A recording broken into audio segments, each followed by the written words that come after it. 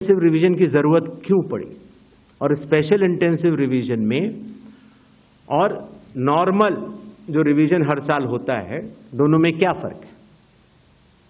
ये बहुत अहम सवाल है।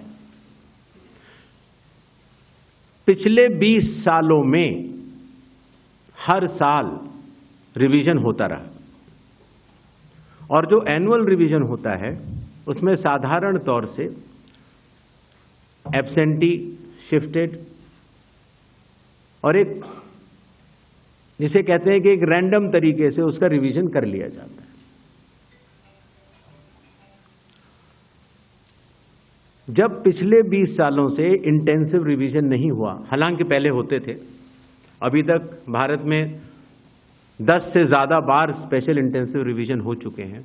और स्पेशल इंटेंसिव रिवीजन की खासियत ये होती है कि मतदाता सूची को, इलेक्टोरल रोल को टोटली मैक्सिमम प्योरीफाई करने के लिए एक इन्यूमरेशन फॉर्म भरा जाता है और हर मतदाता उसको जब भर के देता है तो उसका नाम मतदाता सूची में फ्रेश, एकदम नए तरीके से सूची बनाई जाती है।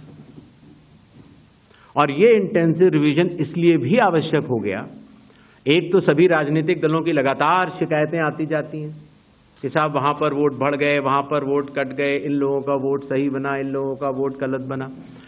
साथ ही साथ समय के साथ कई लोग जो गांव में रहते थे, जहां पर उनका वोट था, वो शहर में आ गए, उनका वोट गांव में रह गया और जब वो शहर में आए तो वोट कटवाने की प्रक्रिया की भी अपनी कानूनी जटिलताएं हैं, तो उनका वोट गांव में भी रह गया, शहर में भी हो गया।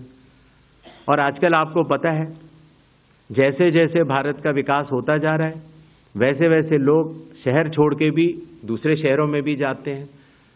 मुझे आशा है कि जितने हमारे मीडिया बंधु हैं वो भी शायद किसी न किसी दूसरे शहर को छोड़ के यहाँ पर आए होंगे, तो जब वो यहाँ रहने लग जाते हैं तो उनका वोट यहाँ भी बन जाता है।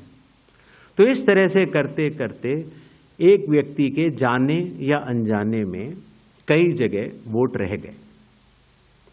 तो मतदाता सूची को शुद्ध करने के लिए इन्यूमरेशन फॉर्म एकमात्र रास्ता रह जाता है।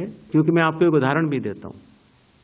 जैसे मान लीजिए श्रीपर्णा चक्रवर्ती जी हैं, उनका पहला वोट था श्रीपर्णा चक्रवर्ती के नाम से। दूसरा वोट जब वो दूसरी बार उन्होंने भरा तो उन्होंने भर दिया एस चक्रवर्ती। पिताजी का नाम मुझे पता नहीं है, माफ करें, लेकिन ए बी चक्रवर्ती भरा। अगली जगह जब उन्होंने भरा तो उन्होंने कहा कि नहीं, अखिल बी चक्रवर्ती। तो यह असंभव हो जाता है जानना कि ये दो व्यक्ति एक हैं कि नहीं।